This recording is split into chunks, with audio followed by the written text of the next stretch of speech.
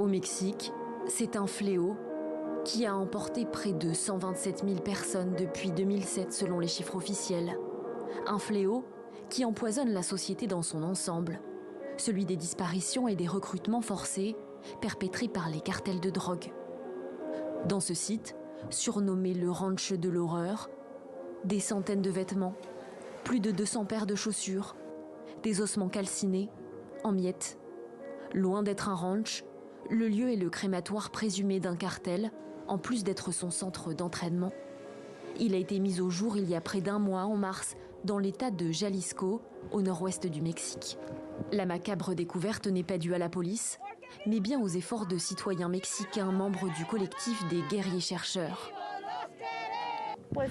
Nous avons commencé à creuser et comme la terre se déplaçait, on a continué et des morceaux d'ossements ont commencé à apparaître. C'est là que nous avons trouvé les fours. Le cas du Ranch de l'horreur illustre à lui seul un problème qui plombe le Mexique, celui de la collusion présumée entre police et cartels de drogue. Le problème également de l'inaction de l'État dans la recherche des disparus et la violence endémique.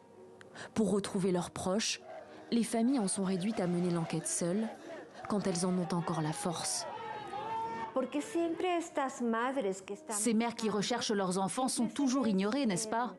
Où est le gouvernement? D'une part, il n'y a pas eu la volonté politique de s'attaquer à ce problème. D'autre part, il n'y a pas de capacités institutionnelles et de forces de police solides. La troisième explication, qui est également très importante, est que de nombreuses autorités sont complices de ces groupes criminels organisés. Selon la chercheuse, les 127 000 disparus sont morts ou opèrent toujours dans le crime organisé. Une hypothèse qui pourrait bien ne jamais être confirmée.